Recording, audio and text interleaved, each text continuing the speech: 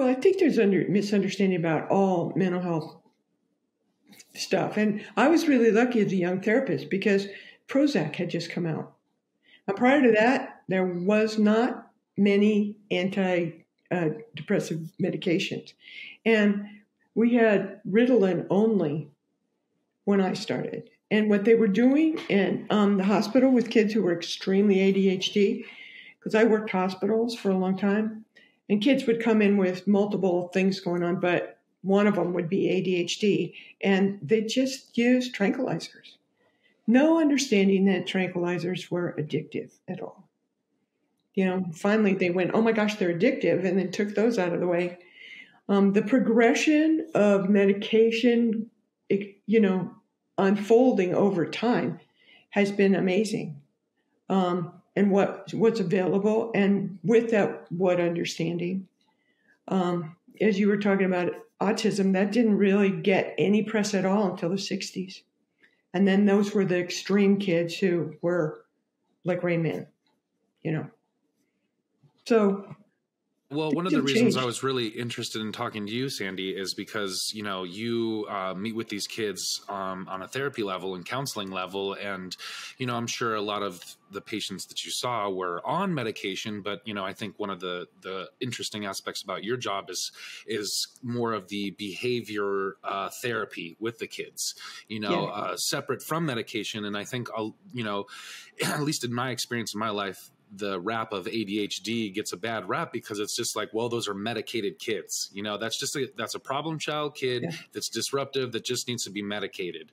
And why I was interested in talking to you is because, like, what sort of therapeutic communication tools can we use to help support our kids during this beyond medication? What are some of the things that we can do as parents to connect with our kids?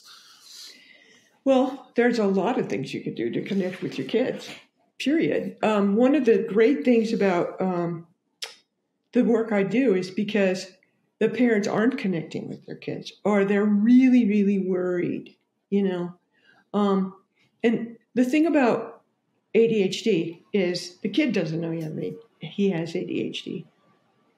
Back in the early days of ADHD, there was only Ritalin, and that was so poorly done that Ritalin goes in your body. It's a speed, and goes in your body and out of your body pretty quick.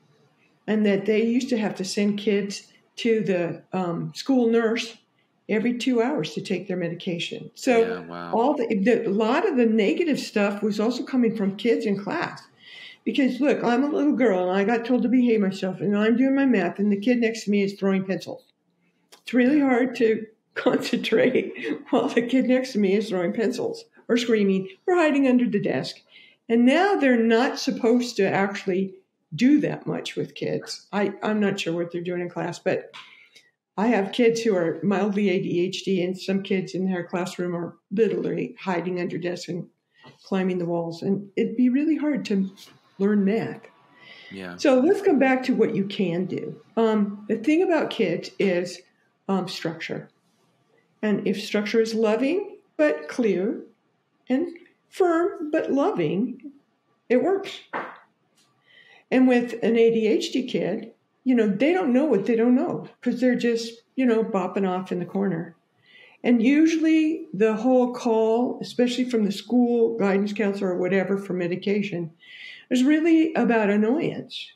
This kid is so noisy, so crazy, so yelling, so unaware of what's going on around him that we're annoyed. So help us unannoy ourselves. I'll go back to the cases. Well, let me just give you an example. Okay. Mom comes in.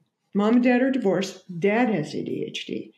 She ditches dad and has Mr. Businessman now. The daughter is incredibly creative. She's adorable. She's like 7 and can't be still. And, if you're a mom raising a girl, especially if your mom was heavy duty to you, then you might not want a little girl all over the place. So I asked her if I could talk with Dad. Dad came in. He was medicated, I believe.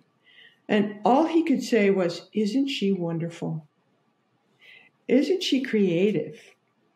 Isn't she sweet? I adore her." And I said, "Well, Mom is complaining of this. I know she does. And she does do that. I would say she does that a lot." I said, "Well, how do you handle that?" And he says, "Well, I have it too. So I just tell her what I do. And I point out when she's doing it. And the two of us just try harder." I mean, so I don't know if he was giving her a lot of structure, but he was giving her structure in the way of, "Look, I'm your dad and I love you, and this works better." Mm. That's a great way. I mean, if you only have that, I love my kid is wonderful, and I'm just trying to help him do better, and I tell him how I do it.